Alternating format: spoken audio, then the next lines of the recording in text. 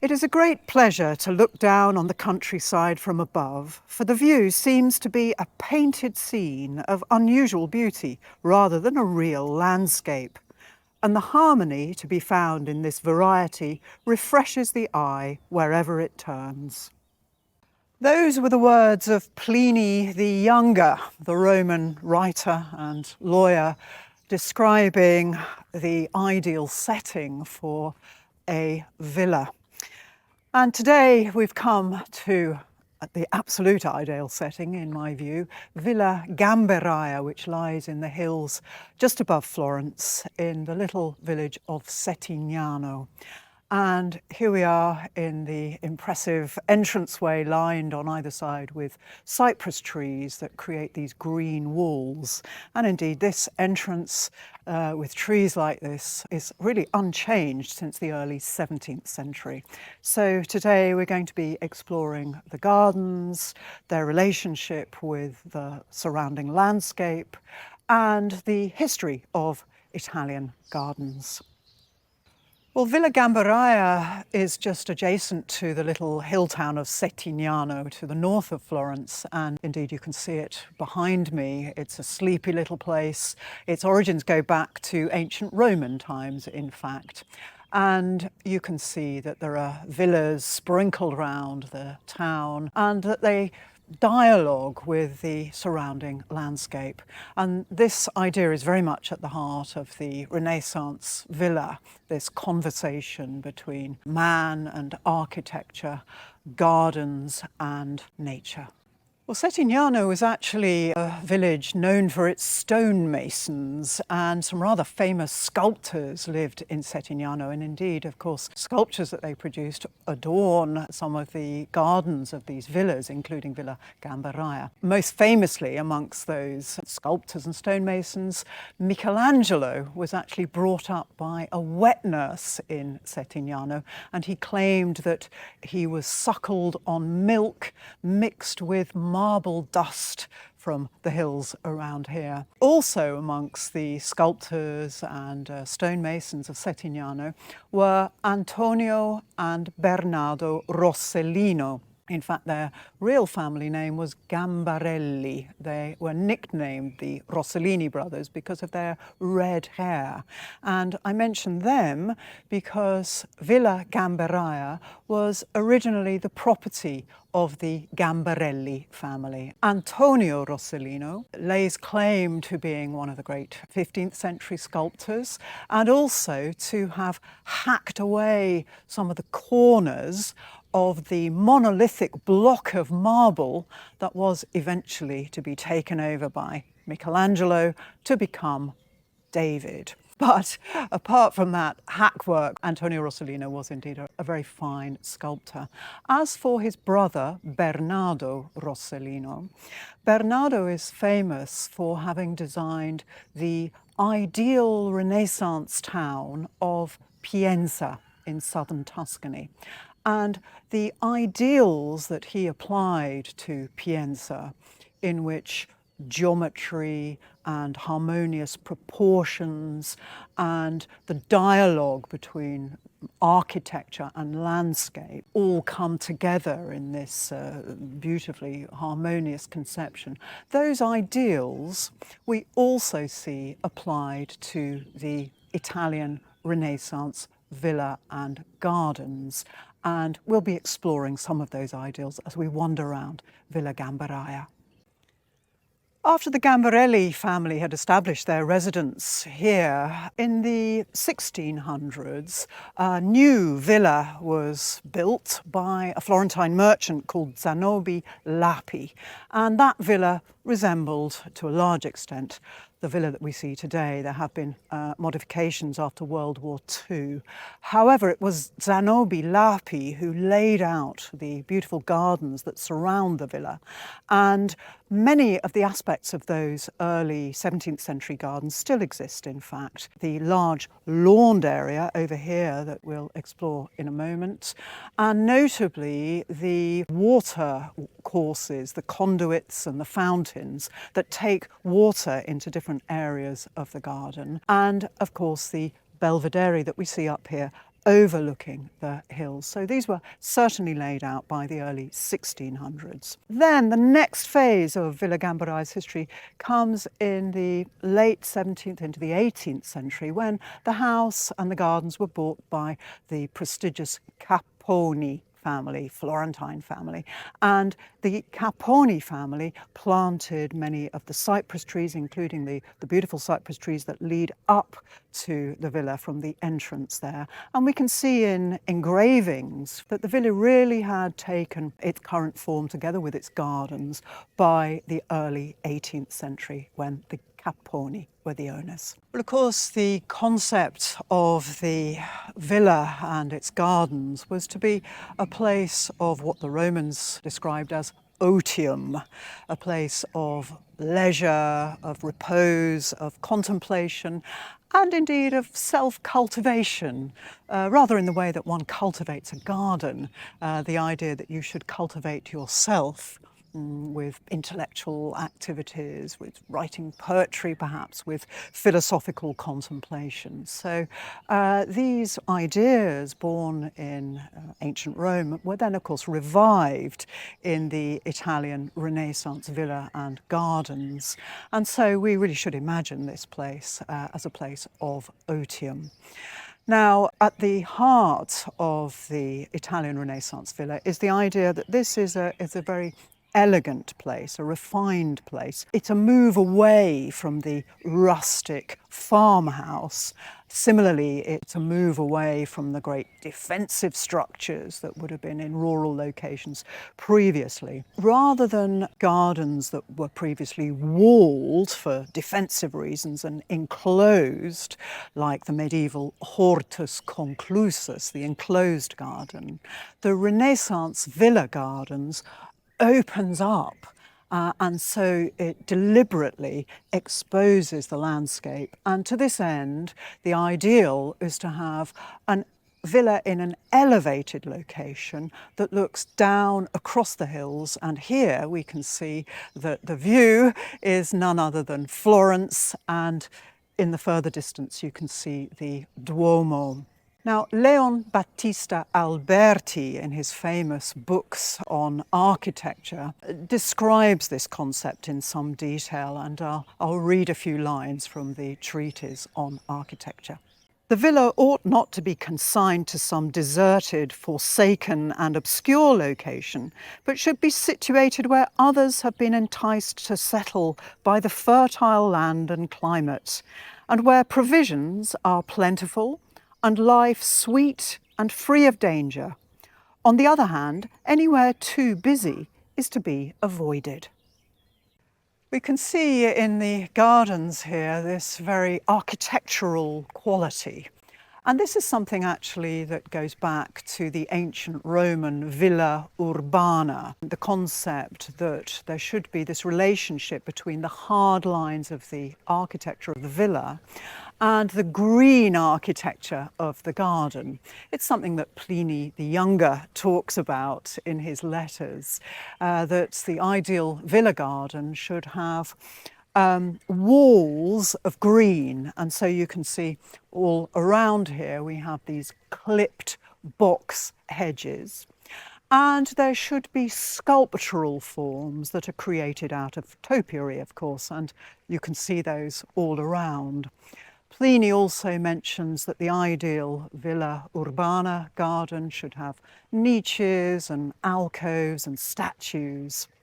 Now, these ideals from the Roman villa urbana were of course revived in the Renaissance, and Leon Battista Alberti, that polymath and theorist so important in many areas of the Renaissance, writes about these ideals in his treatise on architecture. For instance, he says the following: there should be no shortage of semi-private spaces, walkways, promenades, pools, areas both grassed and paved over, porticos and semicircular lodges, where old men may meet for discussion in the welcome winter sun, and where on holidays the family might pass the day, and where in summer grateful shade may be found. Water was very much a fundamental element of the ancient Roman villa garden and again revived in the Renaissance. So everywhere we see fountains, pools, grottos with cascading water. And indeed this interplay between water, stone and foliage is really at the heart of the Renaissance garden. As of course is a sense of geometry. Again, ideals revived from Greek and Roman times, these geometric forms that really underscore the garden were a reflection of a greater order, something that in the Renaissance, of course, was seen as a divine order. Well, as we wander on down through the Villa Gamberaia gardens, you can see that these were the areas that were originally parterres, were filled later with water. So we have pools that were added to the parterre actually rather late in the garden's history, in the 1890s. They were added by a Romanian princess who bought Villa Gamberaia in 1896. She was called Princess Jeanne Ghyka. And it's thanks to her that we have these very striking pools that you can see and little fountains coming out of the waters there that create a beautiful sound. And indeed the theatrical quality of these gardens is something that what one can't miss. You can see how here, for instance, in Villa Gamberaia, the little pathways and the little niches and so on eventually open out to what looks like a very theatrical backdrop there. It's created by clipped cypress trees that are then cut open to form archways, and it does look like a theatre, and like any good theatre it has a beautiful backdrop going through that central archway. In the background there is an expansive view, and in this case it's a real life view of the countryside beyond. And you can see very clearly the difference here between the Renaissance villa, the elegant grand mansion house, and the more rustic sort of farmhouse that we see in front of us here. You can also see how the view unfolds across the hills. A very classic Tuscan landscape here with olive groves, with cypress trees, and it opens out in this direction. In the distance, on a clear day, you can see the Apennine. And here you can see what a very elegant Villa Gamberaia is. I mentioned that it was tragically damaged in World War II and had to be largely rebuilt, but they have really maintained the original 17th century aspect of it. Very sober, very elegant. And you can see particularly here also the conversation that it creates with the gardens and the landscape surrounding it. Again, Leon Battista Alberti mentions that an ideal villa should have a loggia, like this one that you can see here, that gives the owner the chance to look down onto their gardens. And it was partly for this reason, therefore, that gardens were laid out often looking like carpets or embroideries. They extend the house in that way, but they give a particularly lovely visual aspect for anyone looking down from their loggia. An essential feature of ancient Greek and ancient Roman gardens was a nymphaeum, a sort of grotto-like creation dedicated to the nymphs, and particularly water nymphs, of course. The nymphaeum was a feature that was then revived in Renaissance and Baroque gardens, and of course Villa Gamberaia has this very handsome nymphaeum here. Just like ancient grottos, you can see that the Villa Gamberaia grotto uses shells encrusted in the walls, pumice stone, creates the illusion of sponge, sea sponge and so on. And of course we have water gently cascading down here. Now this nymphaeum is dedicated to Neptune, whom we see here in the centre with his great three-pronged fork. He's about to strike water from the earth there. Now, on either side of Neptune are two rather lovely lions. These were actually the heraldic symbols of Zanobi Lapi and his family, the man who built Villa Gamberaia in the early 1600s. And so it's rather nice to see his heraldic symbols still encrusted in the Nymphaeum. Then it's rather interesting, over to the left-hand side, we see playing a sort of Greek-styled lyre, the figure of Orpheus. And the story of Orpheus is, of course, that Orpheus enchants even wild animals, like those lions that we've just seen, with his beautiful singing and music making. And so this really introduces us to the theme of nature tamed. Not only are wild landscapes tamed in the Renaissance and Baroque gardens, but also wild animals have been similarly tamed. The English engineer and landscape architect Cecil Pinsent, who restored so many of the Italian Renaissance gardens in the early 1900s, said that the ideal garden should not reveal itself all at once, that it should be a series of impressions. And you absolutely have this feeling at Gamberaia. There are a series of secret gardens, of hidden rooms that we can only discover by walking around the place. And you can see we're about to go into one that is concealed by this impressive decorated wall here, through the gates. This is the Teatro di Roccaglia, the Theatre of Rocks, and it really does use all the theatrical art of illusion to create another grotto-like space. Again, a bit like the Nymphaeum down here, it's all splendidly encrusted with shells and pumice stones and different rocks to create the illusion of a grotto. And here we have, in two niches, we have a couple of rather beautiful terracotta statues. This figure, playing a little lute, seems to be singing a serenade.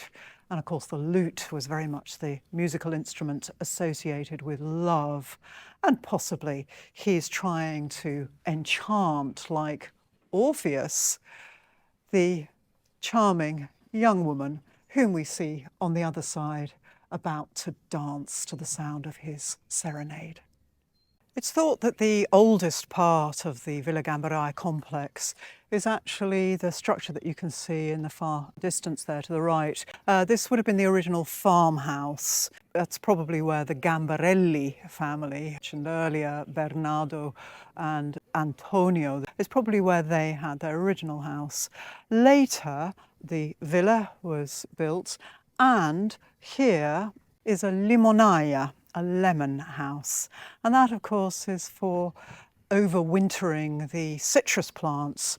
You can see all around in this area we have lemon plants, oranges, mandarins, clementines, etc. And they'll be taken into the limonaia in the colder months of the year. But now, in early May, they're all outside basking in the sun. And again, the lemon house and the citrus gardens were a fundamental part of Renaissance Baroque gardens. Of course, they're not only beautiful and fragrant, but you have the delights of their produce to enjoy through the year.